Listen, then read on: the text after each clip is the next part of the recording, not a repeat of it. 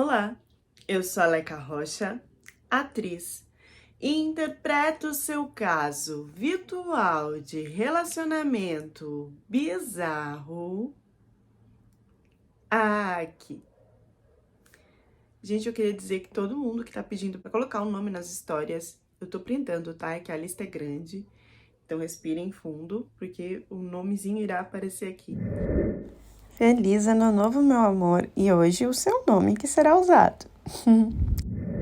Áurea, idade, 38 anos, arquiteta. Às vezes me bate uma vontade de chorar tão forte, porque eu tinha escolhas totalmente diferentes da pessoa que eu escolhi. Eu tinha uma lista de prioridades para o parceiro da minha vida. E essa lista, ela não mudava independente do que acontecesse.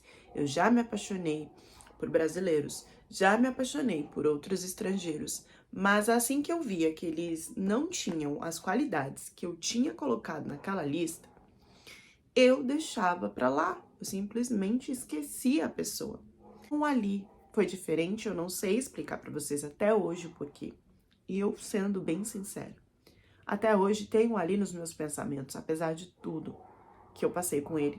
Por isso que não rolou eu denunciar, não rolou eu expor isso. Hoje eu me emociono muito falando sobre isso. Alibaba, idade, 30 anos, comerciante. Só que eu comecei a ficar mais velha e as cobranças vieram porque eu era vista como a exigente. Quando eu comentava com a minha mãe, primas, tias, amigas, sobre o homem que eu queria, elas achavam que era uma coisa que não existia, que era impossível, que eu tinha que dar uma maneirada, senão eu ia acabar ficando sozinha. E a cada homem que eu encontrava que acontecia um absurdo, me vinha sempre isso na cabeça. Você tá ficando velha? Você vai ficar sozinha? A minha lista, será que era exigente? Vou contar aqui pra vocês. Eu queria que o meu parceiro de vida fosse um homem bonito ou charmoso, que ele fosse estudado de faculdade para cima, tivesse uma estabilidade financeira legal, carro e casa própria, e ter mais de 1,70 m. E aí a carência e o desespero deve ter batido, porque o Ali, ele não era nada disso. Primeiro que ele tinha uma carinha de ratatouille, era igual, e eu tô falando dos dentinhos de roedor e também das orelhas pontiagudas. As fotos do Ali nunca eram feitas de forma frontal. Elas sempre eram feitas de baixo para cima, então ele colocava o celular aqui para fazer a foto e nunca reta, sempre na diagonal. Nesse ângulo ele tinha um tipo pra lá de exótico. E também os turbantes não eram dispensados, porque eles escondiam a parte da ponta da orelha. Mas além disso, o vilarejo onde ele morava, ninguém queria saber dele. As mulheres de lá estavam procurando homens de regiões mais perto do Egito. Mas eu ainda não sabia de nada disso. Muito menos que ele estava se organizando para sair, né, de lá dessa região e ir para um outro lugar, outro país. Mas vamos voltar antes do match, que eu ainda nem sabia o que seria, o que não seria ali. Eu tava no aplicativo e o meu problema é que eu só dava match em paquistanês, em indiano, só homem de longe, e eles já davam oi falando pra ir pro país deles. E eu jamais que ia fazer isso. Eu não conseguia dar um match direito em um brasileiro, um homem que morasse perto, que quisesse pelo menos conversar. Eu já tava desolada naquele lugar. E olha que na minha descrição, que eu acho que ninguém lê, tava lá falando que eu queria homens que morassem perto, que eu não queria saber de estrangeiros, nada disso adiantou. Eu lembro que eu contei uma vez pra minha amiga e ela pegou meu celular de brincadeira e começou a arrastar pra direita. Só arrastava, só dava vários likes. E foi assim que eu dei match com a Ali. Então, querendo ou não, eu tenho uma amiga que teve uma grande culpa nisso. No início, eu agradeci ela, achando que agora vai dar certo. Até porque eu não percebi que ele era egípcio de primeira. Só depois das primeiras frases que eu vi que não dava, que que ele não era brasileiro. E eu já fui bem sincera com ele, falando, olha, eu percebi agora que você mora longe, não tem como, eu não vou para o Egito. Mas ali foi bem incisivo e diferente comigo. Porque ele não me mandou oi. Ele mandou assim, eu sei o que você tá procurando. Você acabou de encontrar. Sou eu. E eu ri e falei, então o que eu tô procurando? E ele disse, o amor da sua vida. E eu tava. E aí eu repeti, mas o amor da minha vida não pode estar longe, no Egito, porque senão eu vou perder a oportunidade de viver isso. E aí ele falou, então me passa o seu endereço que eu vou até você. E eu pensei, como assim se você tá no Egito? E então ele reafirmou que estava no Brasil, a poucos quilômetros de mim. Ele só não explicou como e por quê. Ele já soltou. Manda o endereço da sua casa que eu vou passar aí, com 100 rosas vermelhas. Eu não ia mandar o endereço da minha casa, mas também eu não ia perder a oportunidade, então eu resolvi marcar com ele num bar. Assim, sem a gente conversar sobre nada antes de se ver ao vivo. Foi aí que eu comecei a conhecer um homem corajoso, atencioso, determinado e muito positivo. Primeiro que o Ali chegou para mim não com um buquê de 100 rosas que ele tinha falado e que eu acho que foi na brincadeira, mas com uma caixa de bis. Ele dizia que ia adoçar mais a minha vida e as minhas palavras. A coragem eu percebi quando o Ali sentou, olhou nos meus olhos. Ele não, além dele não desviar, ele enfrentava toda a minha reação pelo olhar fixamente, fortemente, contando o que ele tinha passado no Brasil. Na verdade, ele tinha vindo ao Brasil para casar. Depois de uns 2, 3 goles no suco, ele olhou e me falou, você não me acha feio? E eu disse, não. E então ele começou a me contar que ele tinha vindo ao Brasil para casar. Ele me mostrou fotos das malas, que estava com enxoval, tô falando enxoval, gente, para casamento mesmo. Um monte de coisa. Tinha lençol, tinha panela, tinha um monte de doce, tinha cartas escritas em árabe, tinha até véu de noiva, tinha tudo dentro daquelas malas. Eu sei lá com quantas malas que ele veio para cá. Disse que ele conversava com uma brasileira já há uns 2 anos e meio, que foi o tempo que ele se programou, se organizou para já vir com algum tipo de futuro de trabalho e mais todas as outras coisas que a família dele economizou e juntou e comprou tudo para que ele casasse com uma brasileira que se dizia eternamente apaixonada por ele, que estava esperando, que não via a hora. Mas ele foi abandonado por essa brasileira já no aeroporto. Diz que ela olhou para a cara dele e falou que ele não era bonito fisicamente, como ela esperava. Que nas fotos ele era muito diferente e nos vídeos também. Isso porque ele fazia de um ângulo mesmo mais baixo. Mas dava para entender o que era e o que não era ali. Mas ela disse que não. Ela abandonou ele no primeiro oi do aeroporto e ele estava vindo para ficar no endereço dela. Não tinha muito o que ele fazer, ele ficou desesperado, disse que passou alguns dias no aeroporto até receber a ajuda de um outro homem que estava por lá e que resolveu dar casa para ele até dar a data de passagem de volta para o Egito. E entre essas datas, ele deu match em mim e resolveu me conhecer, porque sabia que eu seria o amor da vida dele, mas que não queria casar comigo naquele momento. Ele queria primeiro me conhecer, para ter certeza de que tudo que ele viu, que ele sentiu quando ele olhou a minha foto, era real. Nesse tempo que ele esteve aqui no Brasil, então, a gente marcava encontros sempre à tarde, nunca ficava até a noite. E eu nunca levava ele para onde ele morava. Não sabia onde que ele se encontrava. E ele também não ia até a minha casa. A gente só se encontrava mesmo na rua, em parques, shoppings. E aí, chegando em casa, um ligava para o outro e ficava no celular até 2, 3, 4, 5 horas da manhã, mesmo estando na mesma região. Só que a gente não ficava junto depois de umas 6, 7 horas da noite. A briga começou porque ele voltaria para o Egito, e aí eu teria que ir até ele, e eu tinha esse bloqueio dessa coisa de ir procurar a cara em outro país, eu não queria que isso acontecesse. Então ele me deu a ideia de eu já voltar junto com ele nessa data que ele tinha, porque ele tinha comprado, na verdade, uma passagem de volta só para conseguir entrar no Brasil. Assim que ele casasse, ficasse com a mulher, ele ia cancelar essa passagem, mas como a mana desapareceu, isso não aconteceu. Então, dentro de 3 meses ele estaria voltando para o Egito. Se eu conseguisse uma passagem barata, então que eu voltasse com ele. E a coisa mais estranha que aconteceu nesse tempo foi que ele me pediu para guardar algumas coisas na minha casa. Ele não foi até lá, ele deixou comigo algumas malas para eu levar para minha casa. E eu não olhei o que era, só vi que era bastante coisa.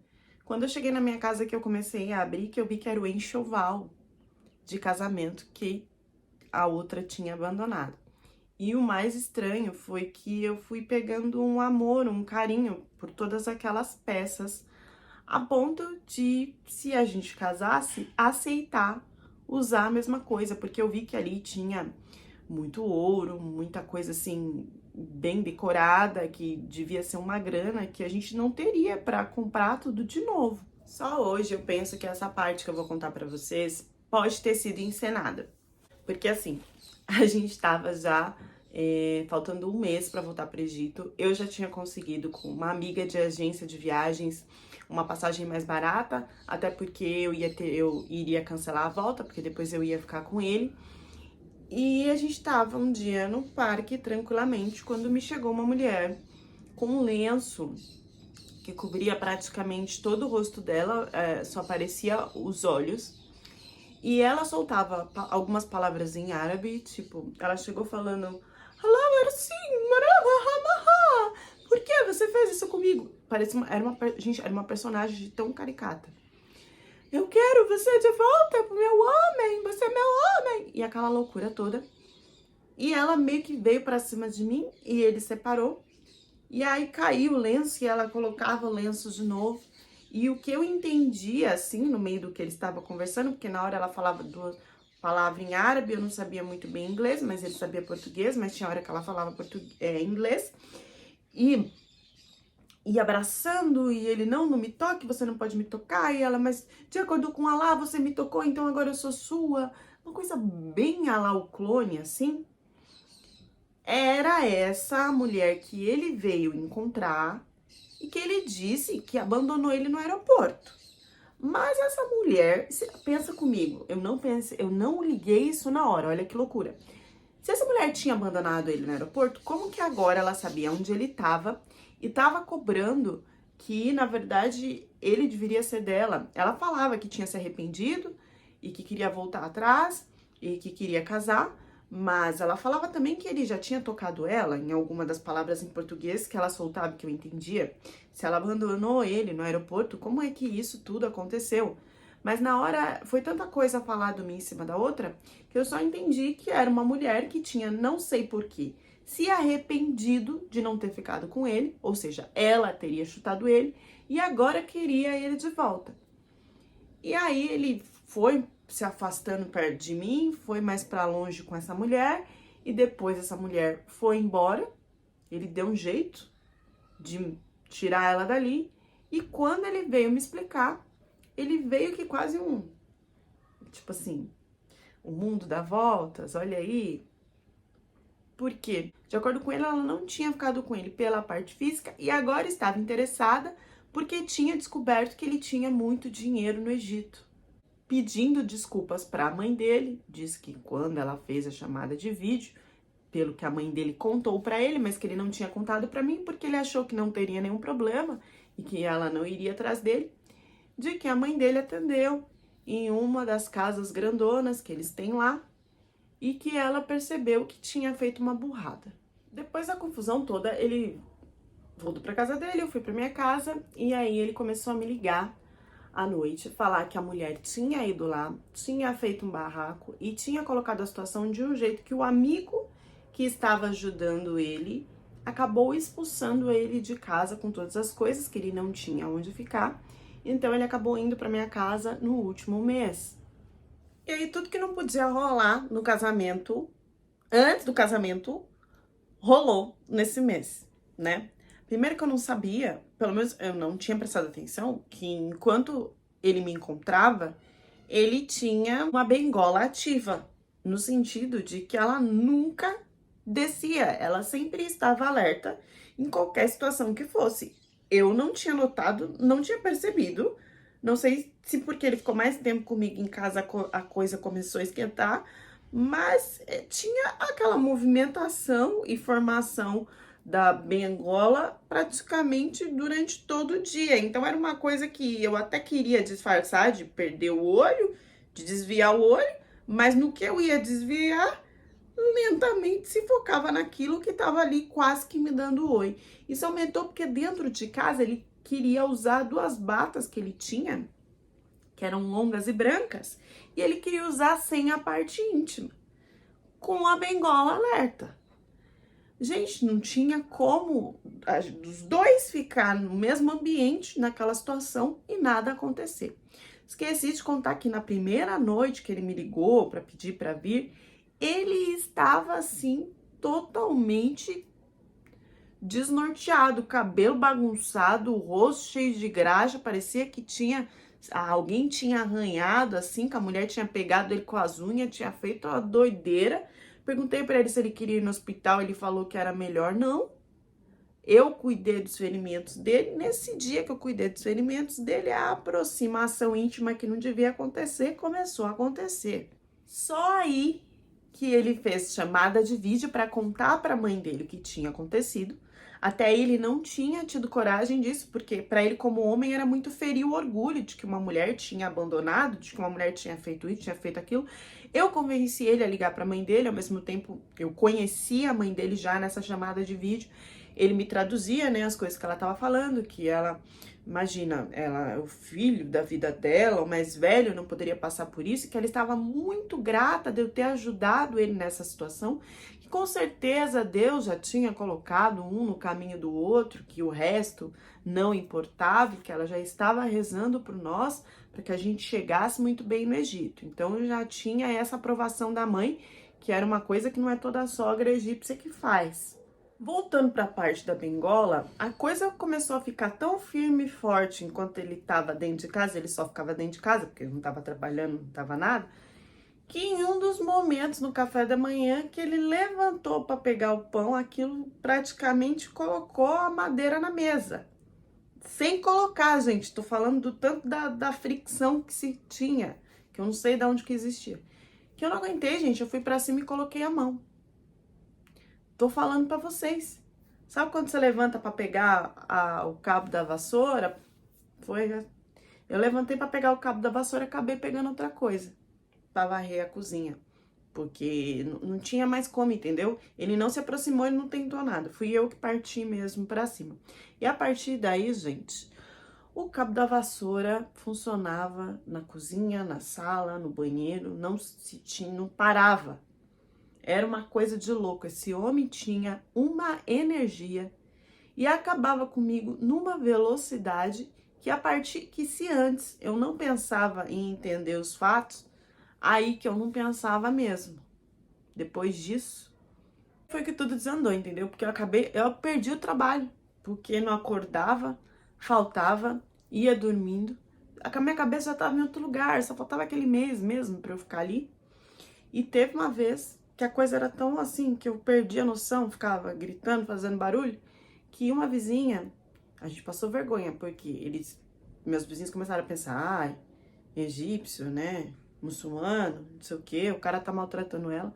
Chegaram a praticamente chamar a polícia, sendo que a gente só tava se divertindo, os gritos eram por outra coisa, mas a gente teve que explicar isso foi uma vergonha, e ao mesmo tempo olhar para meus vizinhos, tipo, nossa, que preconceito, né, fortaleceu o que eu já tinha com ele. Porque ele falou, nossa, eu tô sofrendo desde que eu cheguei aqui. Primeiro fui abandonado porque era feio, agora... Antes da gente chegar no Egito, essa mulher, eu não sei como, ainda descobriu onde ele estava na minha casa. E um dia que eu tava chegando e entrando, ela começou a fazer um alvoroço, mas aí ela falou tudo em português. E ela já não tava mais com um lenço. Pelo que eu entendi, ela tinha deixado de ser muçulmana, uma coisa que ela tinha se revertido só por causa dele, ela tinha mudado toda a vida dele. E que ela tava indo lá para cobrar todas as coisas que ele tinha trazido do Egito para ela.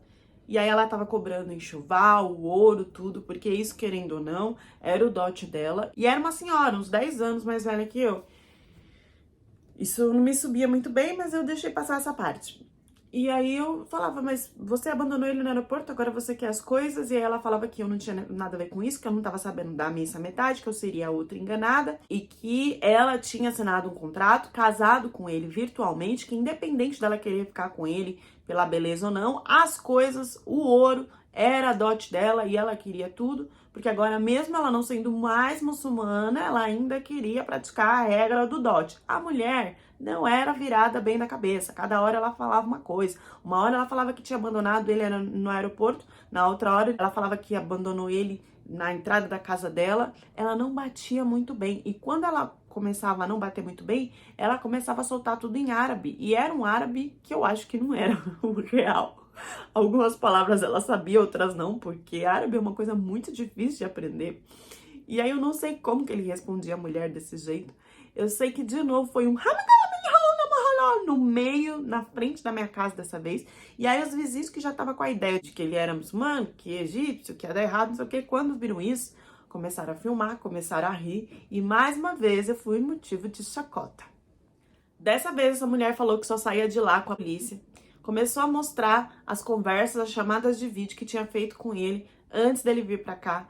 E, na verdade, gente, não tinha nada demais que eu pudesse falar que ele estava errado. Ela se declarava, ele se declarava, eles falavam sobre todas as coisas que iam morar juntos e foi ela que mandou ele embora aqui. Não tinha um sinal que me falasse, ai meu Deus, tem alguma coisa errada, vou fugir desse cara. Não, pelo contrário, confirmava a história que ele tinha contado pra mim. E aí veio a prova final pra eu ir em paz com esse homem pro Egito. Que foi, ela só saiu de lá com a polícia.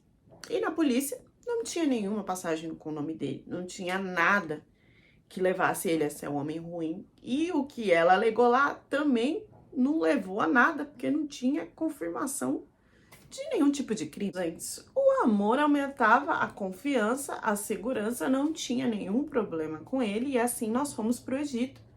Nós casamos e começamos uma vida feliz. Ele tinha, sim, alguma condição dentro do vilarejo. O objetivo dele ainda era sair do vilarejo, mas ele não via o Brasil como um país do sonho. Ele queria ir para outros lugares. Mais um ponto para eu achar que ele não tinha interesse nenhum em mim. E foi tudo bem. Até eu entender que eu tava prenha. Assim, eu já fui do Brasil prenha. Porque assim, a gente não parava. O vucu-vucu era o tempo inteiro. E aí, durante a minha gravidez, teve a questão da sogra. A sogra veio até mim e ela opinava em tudo. Tudo tinha que ser com essa coisa da cultura, do que tinha que fazer, que não tinha que fazer. E eu não aguentei isso. Teve uma vez que ela queria me enfiar comida à força. E aí, eu não quis, mas depois de um tempo eu vi que ela ficou com a cara fechada. E como ele estava trabalhando, eu meio que fui comer, né, para agradar ela. Acabei botando tudo para fora.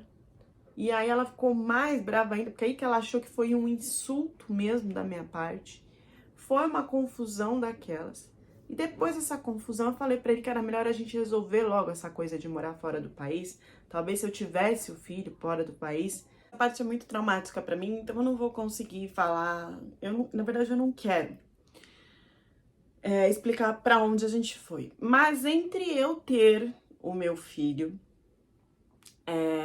a gente foi pra um outro lugar, que não o Egito, porque tava dando muita confusão com a minha sogra.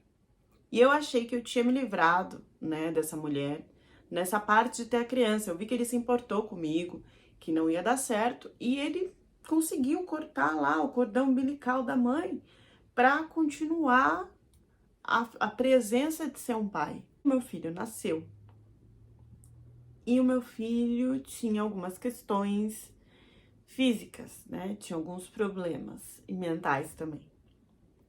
E aí, quando meu filho nasceu, tudo aquilo que a gente viveu, que era bom, que ele me respeitava, que ele me defendia, que ele me protegia, mudou. Desde o primeiro momento que ele viu a criança, ele me falava que aquilo, e colocava aquilo como algo ruim, grotesco, defeituoso, aquilo era minha culpa. Ele chamava a criança de isto e de aquilo. E ele ficou um bom tempo sem mostrar para a mãe como que era esse menino. E no começo ele não queria mostrar para a família, para ninguém, como que era. Depois ele meio que caiu na real e se arrependeu do que estava fazendo. Isso levou meses, tá, gente? Tô falando antes da criança até fazer 1 aninho. Me pediu desculpas, falou que estava errado sobre essa situação. Mas a primeira reação dele é falar que ele, como homem, não tinha feito aquilo, né? Que a culpa, o defeito era de como eu tinha gerado, da minha barriga. Ele falou coisas absurdas que eu não sei como é que eu consegui perdoar, mas eu perdoei. Porque ele voltou com o amor do pai, com o amor de ser pai, de cuidar da melhor forma que ele pudesse da criança. Não sei por que aconteceu isso. E o tempo que aconteceu isso, ele falou que não daria conta de trabalhar e de me dar apoio com essa criança na situação que a criança tinha nascido. Então que eu teria que levar a mãe dele, até porque a mãe dele, ao mesmo tempo, começou a passar necessidade lá no Egito por problemas das terras, das coisas que aconteceu lá, que ela foi roubada, não sei muito bem o que aconteceu, mas que ele teria que trazer a mãe para morar com a gente e que seria um motivo para ajudar com a criança. E eu inocentemente acreditei que isso poderia dar certo. Eu também não tinha apoio nenhum, estava sozinha com a questão de me alimentar e de cuidar da criança, ele não tinha tempo, e eu achei que então seria um bom recomeço. Mas não foi, gente. Depois que a mãe chegou, ela simplesmente chegou ditando regras, refazendo tudo na casa, desde decoração até a alimentação, até que hora sair, até como lavar a roupa dele, o que fazer, o que não fazer. Num primeiro momento, ela tomou conta e fez tudo, porque eu não conseguia fazer com a criança. Mas depois ela foi me direcionando para essas tarefas e tentando cuidar da criança. E nisso, foram se criando cenas de estresse, onde ela e ele me mostravam que a criança não tinha capacidade nenhuma de continuar até vivendo. Não era nada tão exagerado assim, tá, gente? Estamos falando aqui, por exemplo, de Down. Mas eles exageravam a ponto de achar que a criança não teria uma vida funcional sozinha, então que ela não teria necessidade de viver. E a partir daí, gente, eles foram criando uma narrativa de que não é só a culpa da criança ter nascido daquela forma era minha, mas de como o meu ventre só traria mais daquele tipo de criança e de que ele queria ter uma família melhor. Ele não pensava em uma segunda esposa, porque olha como as coisas não batiam e eu não, né? Ele não era, e foi aí que eu descobri, é isso que eu falo no começo, ele não era desejado no vilarejo dele. E se ele tivesse essa condição financeira que ele me falava e que ele me apresentou quando eu fui lá, mesmo ele não sendo bonito, eu acredito que alguma egípcia ia querer, né? Então essa parte não batia. Depois ele disse que a mãe veio porque não tinha mais condições financeiras porque foi roubada. Então nada fazia muito sentido. O que fazia sentido é que eu tava vivendo ali. E eu comecei a virar uma prisioneira, porque ao mesmo tempo que ele não queria ter mais filhos comigo, ele não se via capaz de se separar de mim e de arrumar uma outra mulher para satisfazer essa parte dele. Ele meio que criou um trauma de ter filho, porque dentro ele sabia, dentro ele sentia e tinha um bloqueio também de que ele iria fazer mais filhos daquela forma como ele colocava. Tudo que eu tô falando aqui é preconceituoso e tal, mas são falas dele, tá? Não são falas da Leca, são falas dele e minha também. Minha depoente, minha como depoente. Então, olha que confusão que isso virou. A criança ficava largada. Quando eu ia para cuidar da criança, tinha-se um alvoroço todo. Ao mesmo tempo, eles me prenderam em casa sem nenhum tipo de comunicação, com celular, passaporte, documentos, dinheiro. Eu não tinha mais nada. E eu só servia para satisfazer a parte relacional, carnal dele. E ficava tão marcado de que eu só servia para isso mesmo, que assim, ele ainda tinha exigências do tipo, ele não queria usar proteção, ele queria sentir o prazer, ele queria ter o máximo do desejo dele ali, e para isso a mãe dele ou ele sempre me dava uma pílula no final, para eu tomar para que eu não engravidasse. Quando eu comecei a entender que aquilo na verdade era a pílula do próximo dia, eu comecei a ficar desesperada, porque isso você só pode tomar uma vez, 2 vezes no ano. E eles estavam fazendo isso comigo todos os dias, porque nem a paciência de pelo menos me dar uma na sequência, né? Que tinha que ser pelo menos um anticoncepcional, então. Não. Eles acho que faziam na maldade, porque tinham o pensamento de que deveria acabar mesmo comigo por dentro para que eu não tivesse mais filho. Isso me levou ao único momento que eu consegui sair, fui para um hospital, mas que eles ainda me envolveram e me iludiram a ponto de achar que eles estavam cuidando de mim para eu não fazer escândalo ali, até sendo ameaçada de que eles iriam fazer alguma coisa com o meu filho caso eu estourasse lá no hospital. Para depois de resolver essa situação eu voltar para casa e ainda agir, continuar na situação. Então, isso foi crescendo num grau que eu vou tentar explicar aqui, a ponto da mãe dele me preparar para o coito com ele. Eu não queria mais ter relação com ele, eu não queria mais nada com ele, já que ele não queria o meu filho. Mas ele não abandonou a gente. Ele achou que eu ainda iria servir como objeto dele, porque ele não teria capacidade de conseguir isso fora, a não ser pagando, coisa que ele não gastava nem com ele mesmo dentro de casa, quanto mais com alguma mulher para fazer isso, já que tinha eu lá de graça para. Então a mãe dele começou do me trancar ao quarto, a me amarrar na cama, a me examinar para até exigir o grau ali de lubrificação que teria ou não, porque o filho dela tinha reclamado um dia que estava ruim, porque num dia estava seco, porque num dia eu estava rígida. Então, assim, foi até de uma invenção de examinar, de fazer um tipo de toque para ver se estava tudo certo, para estar pronta só para o filho dela entrar. Gente, é muito absurdo. Eu não consigo nem olhar para a câmera e nem contar de tantos detalhes que foram feitos por essa mulher, que ela me preparava antes para depois ser forçada a ter alguma coisa com ele. E aí ele usava como ele queria, de formas horríveis, a ponto de eu começar a ter como se fosse fissuras, né, machucados, de entender que teria até que levar ponto. Mas isso não acontecia, porque não tinha essa coisa de eu ir até o hospital, né? Eu virei realmente um lugar onde ele podia enfiar ali e satisfazer da forma que ele queria, tendo dor, machucando, cortando, não importava. Eu não fugi, eu não gritei, eu não tentei nada. Isso parou porque eles pararam. Simplesmente o instrumento dele parou de funcionar muito cedo. não tinha mais o que ele fazer, e aí ele estava sendo humilhado, ficando envergonhado naquela situação, porque não tinha como ele se satisfazer ali.